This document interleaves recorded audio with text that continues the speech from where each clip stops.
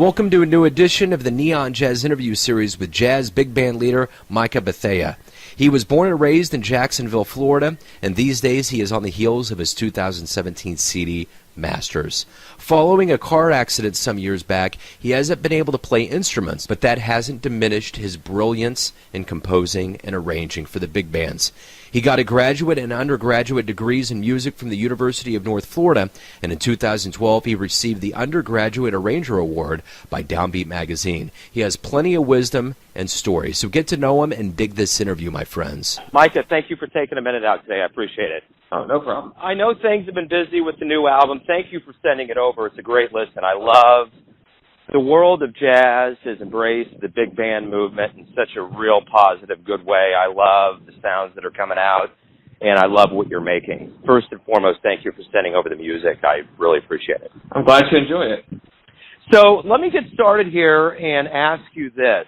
I know things are busy with the new album, but give me an idea of what's going on with you lately. Other than the album, well, I own a pool hall jazz club about 50 minutes south of where I live, and bar type thing, and been working on expanding that because we're trying to develop a 30 by 8 foot stage, so I'll have my own music venue that I won't have to pay to use.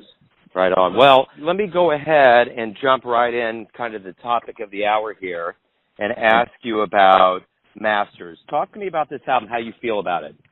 Speaking of Music Masters, I came up with the concept of the album when I started my Music Masters at UNF, and I had an opportunity to focus on really what I wanted to do, and I wanted to focus on recording with a big band and writing for one, and understanding the specifics of I want to learn more about the business. So the two avenues of recording are both in the studio and live, and I'd heard pros and cons to both, and I wanted to compare the two.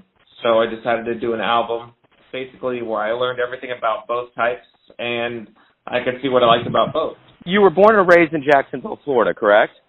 I was born in South Carolina, but I was pretty much raised in Daytona. Okay. Which is maybe an hour and a half south of Jacksonville. So what was it about in the environment that you grew up in that led you to love jazz? My father primarily, his first album he showed me was Maynard Ferguson, Chameleon. I listened to that album a ton, and he grew up playing me tons of stuff. It was really his influence that got me into jazz, and then once I got into middle school, I started playing saxophone, and the rest is history, kind of. Why did you choose big band out of everything you could have chosen? Big band. Well, I grew up playing through schools, and I played in big band all the time, and it was, when you have jazz in school, you don't have jazz combo, you don't have, it's always big band, and I really enjoy that instrument setup. As far as writing, it's common enough to where people would want to buy the charts, or you could play the chart anywhere, or it was just a perfect combination of instruments that I like to use. And since I can't really play anymore, it was just the closest. As far as jazz, that's the large ensemble that I like the most. Why can't you play anymore? About 12 years ago, I got in a car accident with some semis, and it left me a quadriplegic, and I can't play any of my instruments anymore. So, but I'm really good with the theory and the math, and I know all the instruments, and I love it. So I just write music. Right on. Well, what did that experience do for you to enhance or enliven you about how you live your life? Wow. My life is drastically different, but I think it helped me to just take nothing for granted, and if I see anything, I'm kind of one of those yes man. If you ever saw the movie Yes Man, it's just it kind of gave me the philosophy, if I just had an idea or a concept or something was proposed to do, to just do it, just enjoy and just try things, and that's kind of how I live my life now. Wonderful. It's interesting. You're a well-educated man. You've received undergraduate degrees from the University of North Florida. Was there any advice that teachers gave you that really resonates with you still to this day? Well, it's funny. As far as advice on life, I think the most I got was from Bunky Green, who used to be the jazz chair at UNF, and he's been around for years. He's like the Yoda of jazz. At least everyone here considers him that. And he pretty much, along the lines of be true to yourself, which is a very, common phrase, but just don't do something just because that's what you think a jazz musician is supposed to do, or that's where everyone's going, or that's what people are teaching. If you like something about music, go towards that and do that, and don't try to follow the fish, so to speak. Yeah, I like that. So let me ask you a very simple question. Why do you love jazz? Honestly, it's weird to say. When I was little, I didn't like music at all. When I was really little, which was strange, and I didn't understand why I couldn't like music that most other people liked. And it wasn't until I heard Take Six, this musical group, and when I was little, and I really enjoyed music and jazz, no enjoyed that. And I think my natural ear palette is designed for liking extended harmony, just complex, dense harmony, ever-shifting stuff. I can't handle it where just some people can handle groove things that just sit for a long time and they really just chill, but I need complex movement all the time and thick harmony, and jazz has that.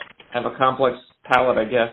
Let me ask you this kind of in a fantastical sort of way. If you could get into a time machine and go back in time and see a musician in the history of jazz, who would you want to go see? Where would you go? I haven't quite thought about that. Minus the language barrier, I'd always be curious to meet Bach because he created tonality in general, and that's going way back. Not necessarily a jazz musician, but just the genius it is to create something. Other than that, Train. I guess everyone would probably say Train. The intensity of his concerts I heard was beautiful. I would love to just see it live. He was very spiritual too, so just the way he approached music would be something to see. Let me ask you one final question here. Everyone has a version of who you are, your family, your friends, those that you play music for, but who do you think you are when you face the day? Who are you? Wow. I see myself kind of as, like, if you ever watch a fantasy movie, the main hero always comes across this older hero who failed his quest or he did something, and that guy sends him on the right path. And I just always see myself as the person that sends everyone else on the right path. Counterpoint to everyone I know. Right on. I like that, man. Mica, thank you for taking a few minutes out for me today to talk about your new album and talk about your life and your music. I appreciate it. I'm looking forward to spinning it on the show. Oh, no problem. Thank you so much. Thanks for listening and tuning in to yet another Neon Jazz interview, where we give you a bit of insight into the finest players in Florida, Kansas City, and spots all over the world, giving fans all that jazz. And thanks to Mica for his time, his courage, and his honesty. If you want to hear more interviews, go to Famous Interviews with Joe Domino on the iTunes Store. Visit neonjazz at youtube.com. And for everything Neon Jazz, go to the neonjazz.blogspot.com. Until next time, enjoy the jazz, my friends.